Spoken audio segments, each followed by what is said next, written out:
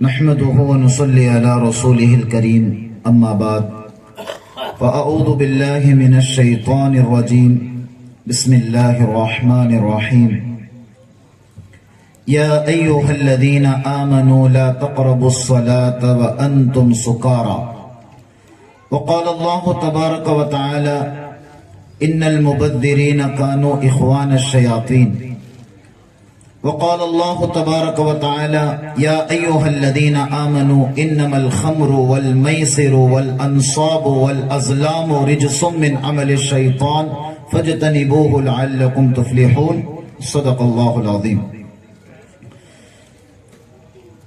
محترم و معزز علماء کرام، محترم سامعین، معزز خواتین، طلباء و طالبات،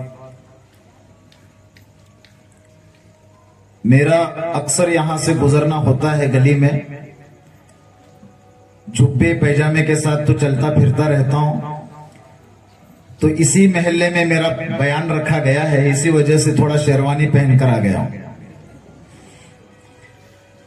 سب سے پہلے میں میرے جو ماشاءاللہ ابھی بات ہوئی، مولانا نے بڑی تفصیل سے ہمارے سامنے موبائل کے نقصانات کے متعلق بیان فرمایا ہے۔ قرآن کے اندر بھی اللہ نے فرمایا کہ بہت سارے ایسے چیز ہیں جس میں نفع کم ہوتا ہے، نقصان بہت زیادہ ہوتا ہے۔ نفع کم ہے، نقصان بہت زیادہ ہے۔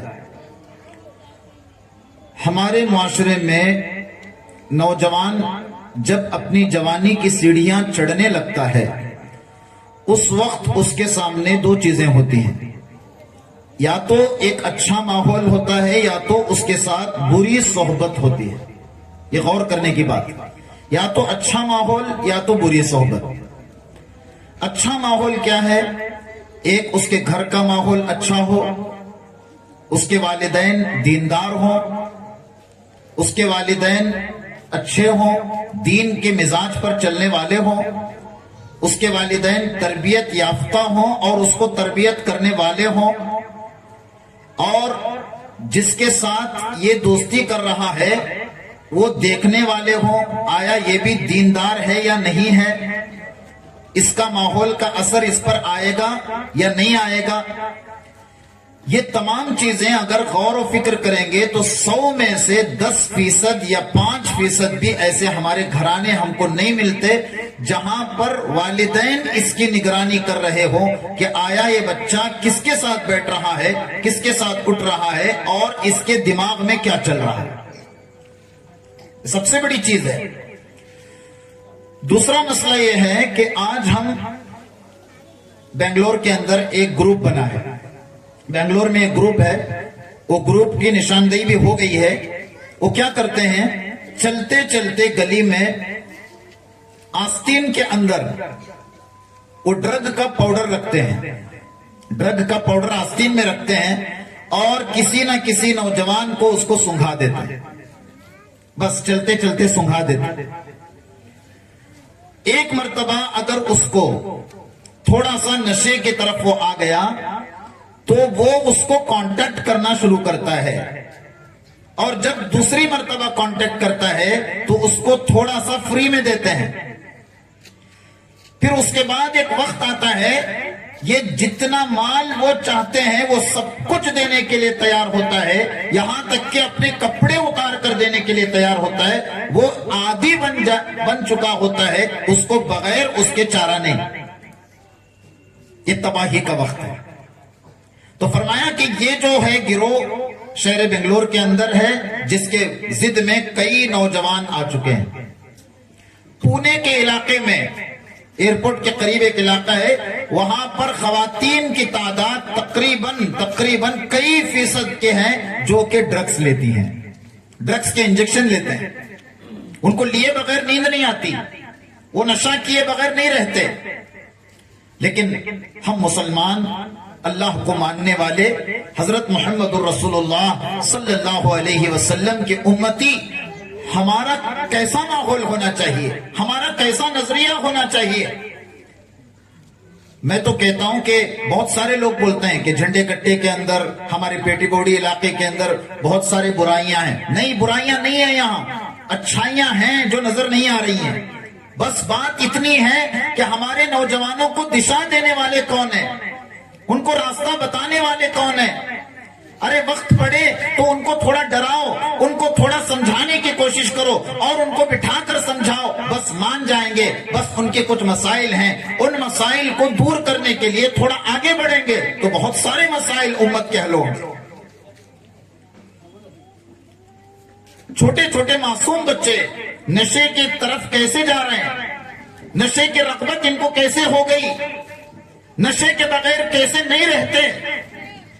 کھانسی کی دوا جو آتی ہے اس کو پوری بوتل پیتے ہیں، کھانسی کی دوا پیتے ہیں اور سوتے ہیں. چاک پیس استعمال کرتے ہیں، چاک پیس کا استعمال کرتے ہیں نشے کے لیے. کیسی کیسی پاؤڈرز آتے ہیں وہ ساری چیزیں استعمال کرتے ہیں نشے کے لیے. میں تو کہتا ہوں کہ اللہ تبارک و تعالیٰ نے ہم تمام کو ایک صحت اتنی بڑی نعمت عطا کی ہے. قرآن کہتا ہے أَلَمْ نَجْعَلْ لَهُ عَيْنَيْنِ، کیا میں نے تمہیں دو آنکھیں نہیں دی، وَلِسَانًا، کیا میں نے تمہیں زبان نہیں دی، وَشَفَتَيْن، کیا میں نے تمہیں دو ہونٹ عطا نہیں کیے، وَهَدَيْنَاهُ النَّجْدَيْن، کیا میں نے تمہیں دو راستے نہیں دکھائے، ایک سیدھا راستہ، ایک جنت کا راستہ، ایک اولیاء کا راستہ، ایک اللہ اور اس کے رسول کی محبت کا راستہ، ایک اطیع اللہ و اطیع الرسول کا راستہ، ایک اور جہنم کا راستہ جس راستے پر ہمارا مسلمان چل پڑا ہے. سینکڑوں نوجوان شراب کی لت میں اور شراب پیتے ہیں، نشے میں رہتے ہیں، ڈرگز کا استعمال کرتے ہیں، نشے میں رہتے ہیں. ان کو نشے سے کیسے دور کیا جائے؟ تو اس کا ایک سب سے واحد علاج اس کا یہ ہے، میں کہتا ہوں کہ ہمارے محلے کی مسجد کے جو ذمہ داران ہیں، فرمایا کہ وہ ذمہ داران صرف مسجد کے حساب کتاب کے ذمہ دار نہیں ہیں، وہ مسجد کے اندر صرف کمیٹی کے ممبر اور کمیٹی کے سیکریٹری اور صدر نہیں ہیں، بلکہ وہ پورے محلے کی نگرانی کرنے والے ہیں، پورے محلے کی نگرانی کرنے والے. محلے کے علماء کو بلاؤ، جس محلے سے تمہاری مسجد لگی ہوئی ہے وہ شہر کے علماء کو بلاؤ، اسلامی معاشرے والوں کو بلاؤ، علماء کمیٹی کو بلاؤ، ہمارے جتنے حضرات کو بلاؤ، مشورہ کرو اور سوچو، جان لو تم اپنی مسجد کے اطراف جتنے گھر ہیں اتنے گھر کا سارا ڈیٹا تم کلیکٹ کرو اور جان لو کہ کتنے نوجوان بچے ہیں، کتنے نوجوان بچوں کے ساتھ بچے جو ہیں کس کی صحبت میں ہیں، کیا کیا تعلقات ان کے ہو رہے ہیں اور وہ کیا کیا کرنے والے ہیں. میں تو کہتا ہوں، بعض لوگ کہتے ہیں کہ گنڈے کوئی اور ہوتے ہیں، نہیں، گنڈا انسان کئی مرتبہ دن میں بنتا ہے، کبھی رات میں بنتا ہے، فطرت ہے، وہ ذہن بدل جاتا ہے، گنڈے کی طرف آتا ہے، دل بدلتا ہے، حالات بدلتے ہیں. فرمایا کہ کچھ غلط کرنے کے لیے آتا ہے. فرمایا میرے دوستو عزیزو، ان تمام چیزوں سے بچنے کے لیے ہمیں ہمارے محلے کے جو مسجد کے جو ذمہ داران ہیں، محلے کے جو کمیٹیاں ہیں، ان کو متوجہ ہونا چاہیے. سب سے پہلے تھوکنے کی عادت ان کو ختم کرنی ہے. آج پان کھاتے کھاتے، سپاری کھاتے کھاتے آہستہ آہستہ اسٹار شروع ہوتا ہے، ومل شروع ہوتا ہے. ارے یہاں تو انڈیا کی بات نہیں کر رہا ہوں، یہاں سے عمرے کو جانے والے لوگ بھی بھر بھر کر لے جا رہے ہیں، مکے کی گلیوں کو وہاں پر لال کر رہے ہیں، یہاں سے بھر بھر کر لے جا رہے ہیں.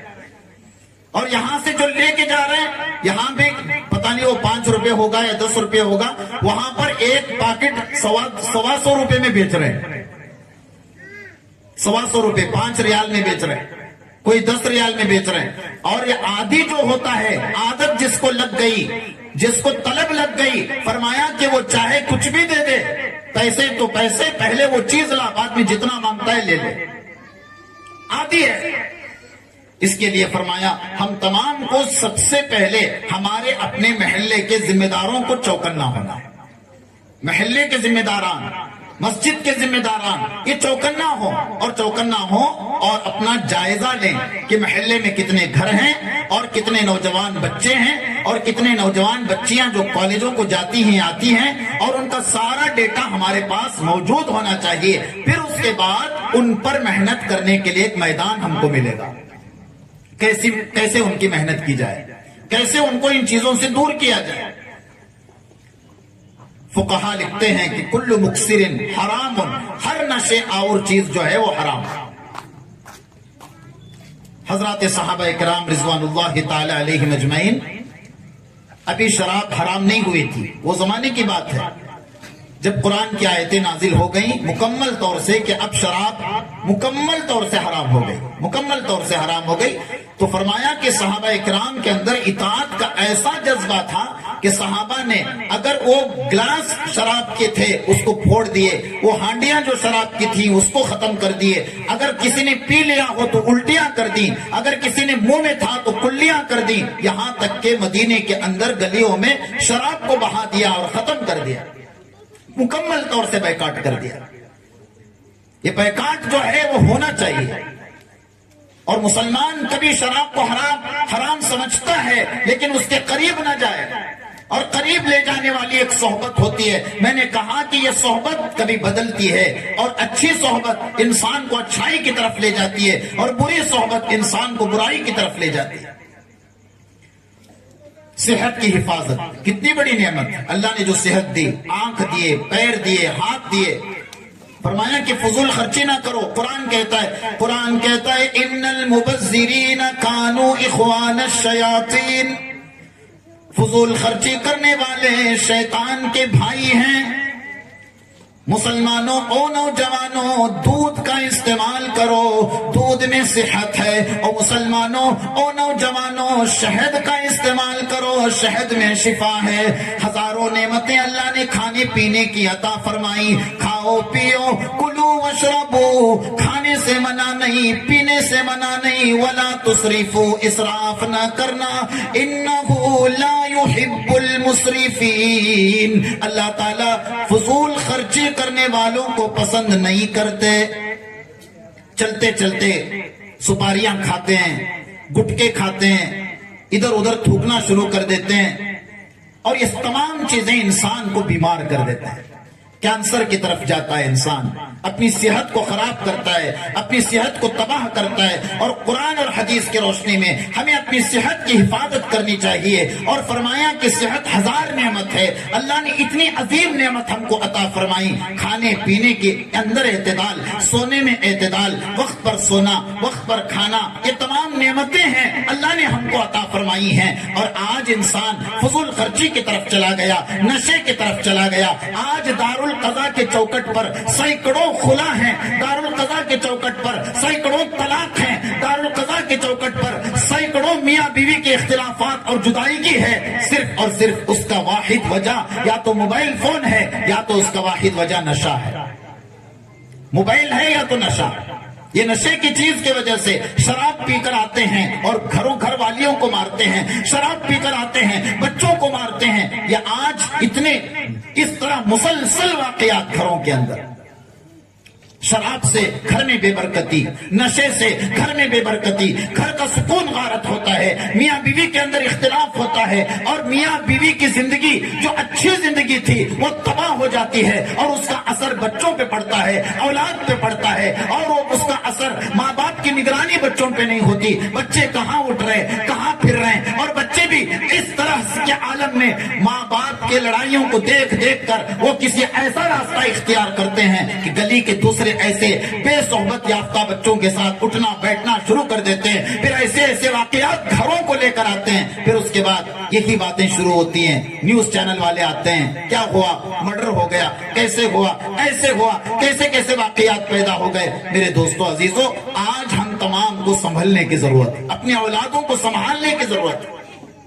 अपनी औलाद को संभालें। माँ बाप अगर हैं, अपने औलाद को लेकर बैठे, घर में लेकर बैठने को तैयार नहीं, 5 मिनट लेकर बैठे रोजाना, 10 मिनट लेकर बैठे, याद दिलाएं कि देखो अल्लाह ने हम तमाम को आपके लिए, अल्लाह रब्बुल इज्जत ने माँ की दौलत दी है, वालिद की दौलत दी है, ये माँ बाप की दौलत है। आज तुम औलाद हो, आओ हम तुम्हें एक मशवरा देते हैं, हम तुम्हें मशवरा देते हैं। बस इतनी बात करो,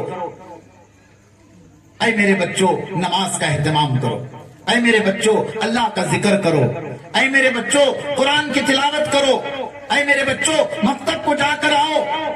جس طرح اسکول کو جا کر آتے ہو، مکتب کو جا کر آؤ، بس یہ چھوٹی چھوٹی باتیں روزانہ والدین کو چاہیے کہ اپنے بچوں پر روزانہ بولتے رہیں۔ کہاں بولتے ہیں؟ سینکڑوں دن گزر جاتے ہیں، والدین سے بچوں کا تعلق نہیں رہتا۔ میرے پاس ایک ایسا واقعہ آیا تھا جس کے اندر 3 سال تک اولاد نے اپنے والدین سے بات چھوڑ دیے تھے۔ 3 سال تک بات چھوڑ دی۔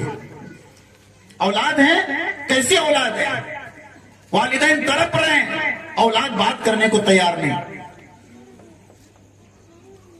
حیدرآباد کے اندر اولڈ ایج کے اندر بڑے افسوس کے ساتھ کہنا پڑتا ہے مجھے کہ ایک بیٹا آرمی میں، ایک بیٹا انجینئر، فرمایا کہ والد کو لے جا کر چھوڑ دیے اولڈ ایج میں، گھر میں نہیں رکھے، اولڈ ایج میں جا کر چھوڑ دیے، اور یہاں تک کہ اولڈ ایج کے اندر وہیں پر دیکھتے دیکھتے ان کی عمر بھی ختم ہوئی، ان کا انتقال بھی ہو گیا۔ لوگوں نے نشاندہی کر دی، انجینئر سے رابطہ کیا، آرمی والے سے رابطہ کیا کہ تمہارے ابا کا انتقال ہو گیا، تو فرمایا کہ ان لوگوں نے تم ہی کفن دفن کر دو، باپ کو لینے کے لیے اولاد آنے تیار نہیں انتقال کے بعد۔ یہ واقعات ہیں امت کے، یہ حالات ہیں امت کے۔